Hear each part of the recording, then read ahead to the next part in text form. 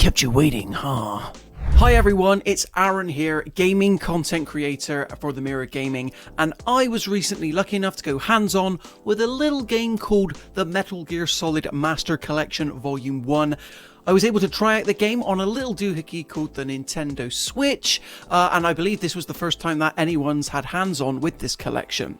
So obviously, Metal Gear Solid, the Master Collection Volume 1, it releases this October 24th, not only on Nintendo Switch, but also PlayStation 5, Xbox consoles, PC, and then they were very pleased to tell me that PlayStation 4 players will also be getting access to these 20-plus-year-old games later down the line. You're getting access to Metal Gear Solid 1, Metal Gear Solid 2 Sons of Liberty, and Metal Gear Solid 3 Snake Eater.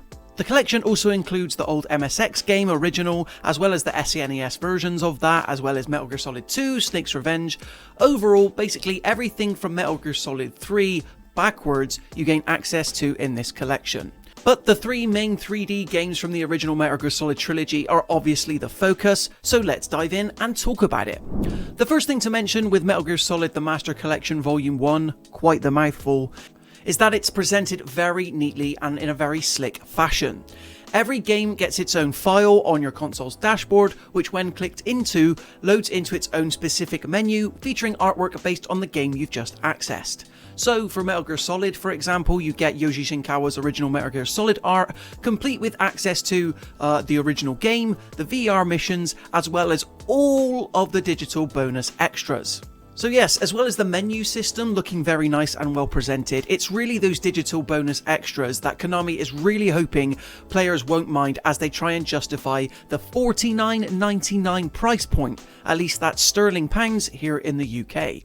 So what are these digital bonus extras? Well, of course you get access to the digital artwork, the digital graphic novels for the original Metal Gear Solid as well as Metal Gear Solid 2, but for all three of the games you get a very cool feature which is a digital screenplay book, which is exactly as it sounds and is very much a script for the entire game. And while I was at the event, fast forwarded through all of the pages from Metal Gear Solid 3, and I think the number that I arrived on was 926. 926 pages for the script for one game. That's just how well detailed these games are and how much the story is in focus. So yes, Konami is really pushing the boat out in terms of all of the digital bonuses it's hoping to include on top of the three main games and as well as the other smaller games that first kicked off the franchise. In terms of the games themselves, I got to try it both in handheld mode and in docked on the Nintendo Switch, and starting off with the original Metal Gear Solid, obviously this is breaking down console barriers because it originally released in 1998 exclusively for the PlayStation 1, and very rarely have we ever seen this version ported to a new console platform. Despite me playing on the Nintendo Switch, this was very much the PlayStation 1 version, not to be confused with the 2004 GameCube remake called Metal Gear Solid The Twin Snakes. I personally would have preferred the Nintendo Switch version of this collection to include that game, but alas, Konami has chosen not to do that. Metal Gear Solid 1 plays and looks exactly as you remember it. It's a bit more blurry and obviously more pixelated than its two direct sequels, which also feature in this collection, but overall this is the original 1998 tactical stealth espionage action classic exactly as you remember it. But because of that, also some compromises have been made, specifically in the aspect ratio department, because obviously the original Metal Gear Solid, released for the PlayStation 1, very much a standard definition console, it's still presented in 4:3, meaning that you've got real estate either side of the screen that in this instance the collection has chosen to fill using artwork of your choosing, which can be swapped in and swapped out in the menu of that game. A really nice feature though is that for streamers with the original Metal Gear Solid you can choose to center the screen either to the right, to the left, or in the center. So if you do plan on streaming it, you can have the comments of everybody watching neatly fitted to one side. Other than that, there's not much really else different with the game itself. It's still the PlayStation 1 original, presented in 4:3 ratio as I've mentioned, and aside from that, the button prompts are swapped for the platform of your choosing, and some voice lines are very mysteriously cut out because the original game obviously made reference to things like PlayStation, which Nintendo wouldn't want featured in the Nintendo Switch version. Now, in terms of Metal Gear Solid 2 and Metal Gear Solid 3, from what I played, Konami isn't even trying to hide the fact that these versions aren't in fact the PS2 to originals, but in fact they're HD collection versions. Now the Metal Gear Solid HD collection originally released in 2011 and zhushed up and souped up the visuals, basically cleaned up the presentation of both Metal Gear Solid 2 and 3.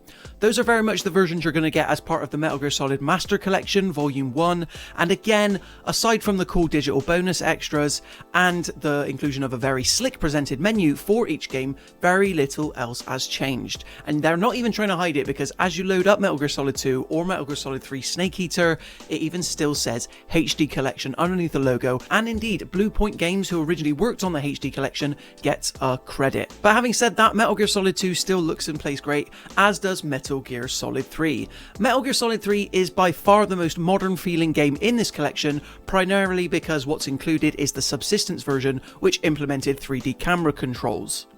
It's a little odd considering that we know that we're soon getting Metal Gear Solid Delta Snake Eater, a full ground up remake of this game, but before that comes, obviously it has no specified release date. It's nice knowing that players will be able to play Metal Gear Solid 3 Snake Eater on the go, especially on Nintendo Switch, but indeed other modern platforms too, like PlayStation 5 and Xbox Series. So overall, Metal Gear Solid The Master Collection Volume 1 doesn't really look or play differently. It doesn't really change the game, aside from the fact that it's all very neatly presented for the first time on modern platforms.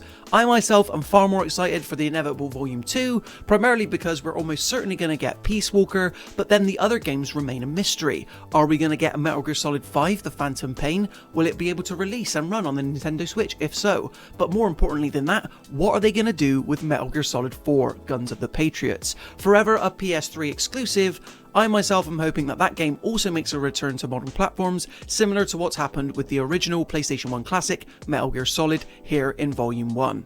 But thank you very much for listening to my preview thoughts for Metal Gear Solid The Master Collection Volume 1. The package doesn't release until October 24th, but for now, it's looking like a package that kept us waiting, but is most certainly worth the wait. If you enjoyed this video and you want to see more, be sure to leave a like and subscribe to the Mirror Gaming YouTube channel. But until next time guys, thank you so much for watching, and I'll see you in the next one.